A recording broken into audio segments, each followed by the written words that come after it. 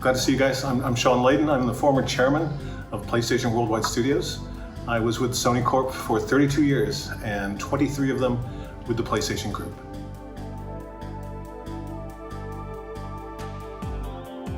There are many different ways to answer it. I think the important thing to note about the current state of the gaming industry is building AAA games have become increasingly more expensive. A AAA game is easily triple-digit millions of dollars, 100, 150, 200. And when the cost of game production reaches a number that large, naturally, publishers and developers have a reduced tolerance for risk. It's one thing to gamble on a $5 million game development project. It's another thing to gamble with a $125 million game project. So what that translates to, sadly, is you end up getting a lot of sequels, you end up getting a lot of copycats, you don't get a lot of innovation.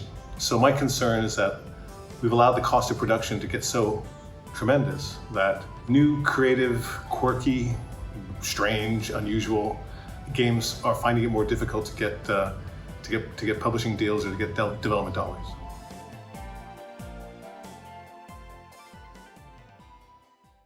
When I began in this business back in the PlayStation 1 era, you could make a really big game for $4, $5, $6 million, $7 million. And sometimes you could sell 15 or 20 million units of a game that cost that much to make. And you sold each game for $59.99 plus tax. Fast forward to the year 2024, to make that same blockbuster game that sells 10 to 15 million or 20 million units, and AAA is going to cost you $100, $150 million before marketing. At the store, you can only charge $59.99 plus tax. So you can easily see how the growth in the development costs are met with zero elasticity in the price of the game. And you're seeing a point where the cost of development is so high and the revenue associated with that can't keep up. So you end up in a place where your chances of losing money on your game project are higher than they have ever been before.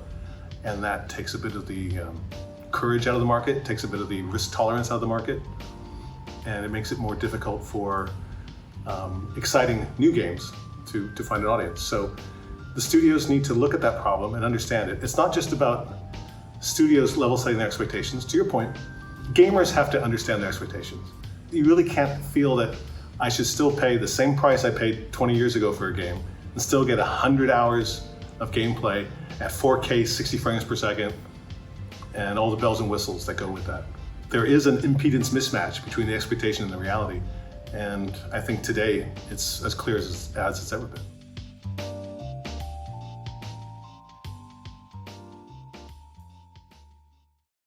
Well, I think that's totally true. The problem is, I think, if you look back at the history of gaming press, and well, I say it to you guys because you're gaming press, quite often, in the first paragraph of a game review is how many hours of gameplay. Oh, the characters are great, and the animations are great, and there's 120 hours of gameplay.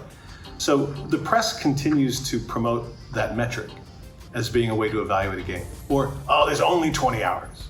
But if it's a super fun 20 hours, if it's a 20 hours that you're never gonna forget, if it's 20 hours that you want to do again, I think that's a good 20 hours. And as we look at the game market, back when I started, the average age of the game players were like between the ages of 18 and 22. And you're looking at a group of gamers who, so to speak, are time rich and money poor. So they have 100 hours to spend and play through an RPG. Now the average age of the gamer is anywhere from, in the early 30s. These are people in the opposite situation. They have more money, but they have less time. I look at something like Red Dead Redemption 2. I want to play that game, but I can't find 80 hours. I built a lot of games that were 40, 50, 80 hours of gameplay. And I'll be honest, they're not all quality hours. Some of those hours are driving across the desert to go get the red rock to open up the blue door. If we didn't have that bit in it, it wouldn't change the scope of the game. But you do that, you tend to build it out to make more out of it. I hope for a future where we can get a good 20 hours of gameplay, but it's so exciting, I can't put the controller down. I just want to power on through it because every minute is so packed with excitement, with storytelling, with adventure that I can't walk away from it.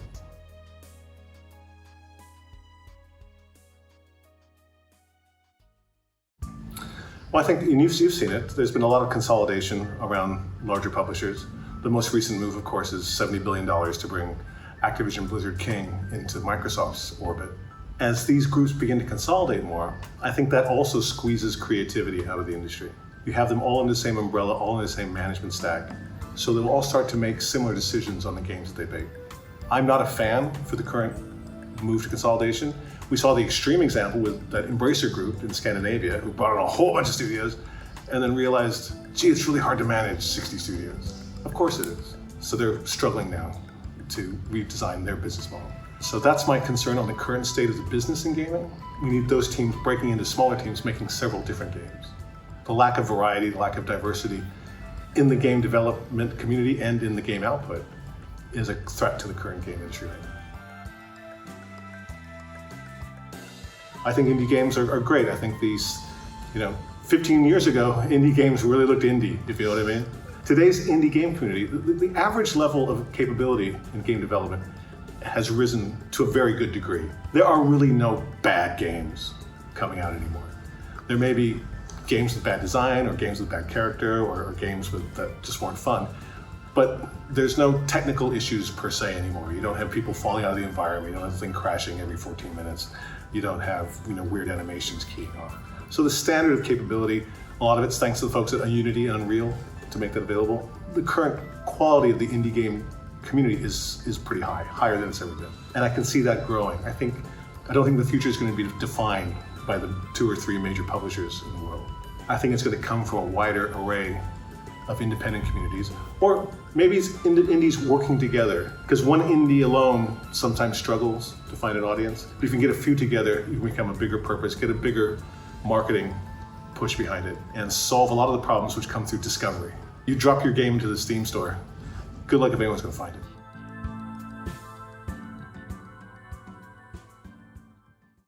Traditionally, that's been true. That's why you don't see Mario anywhere else, and that's why you don't see Kratos and God of War anywhere else. I think the challenge with exclusivity is the economics around it. By being exclusive, the answer is in the name, it prevents it from showing up elsewhere, which means it prevents it from reaching out to a wider audience, which means it prevents it from getting more sales. The economics of it compel you to put it on every platform possible. And that was something that I started off as a strategy back when I was there.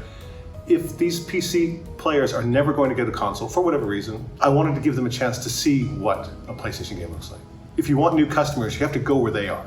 They're not going to come where you live. You got to go where they are. So that's why I think Sony, aside from live service gaming, which is a whole different story, but for single player gaming experience, I think they'll continue to do that with titles going forward, but more in an open the audience activity rather than just trying to make some more money from it.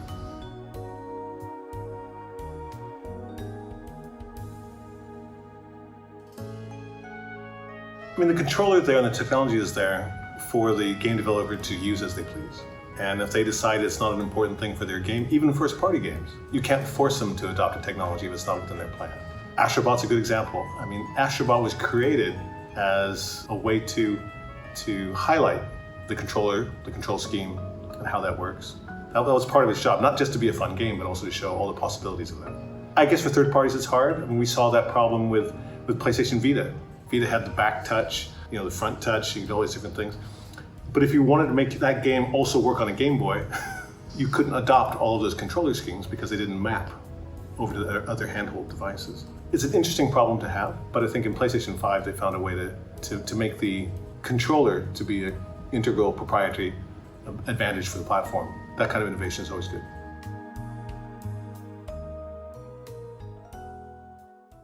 PSP was great. I remember when that came out. It was a surprise. I was in London and we found out the R&D guys had come up with this portable idea.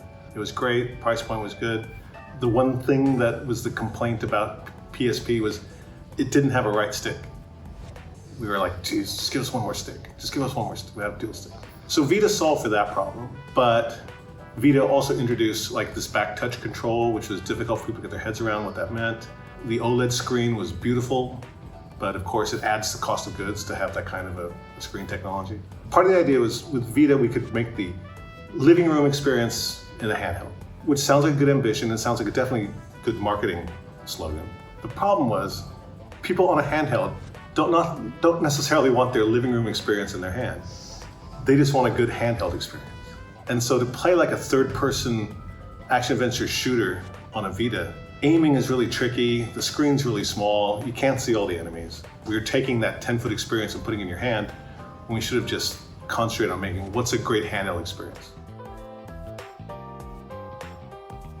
Well, it's gotta be Astrobot.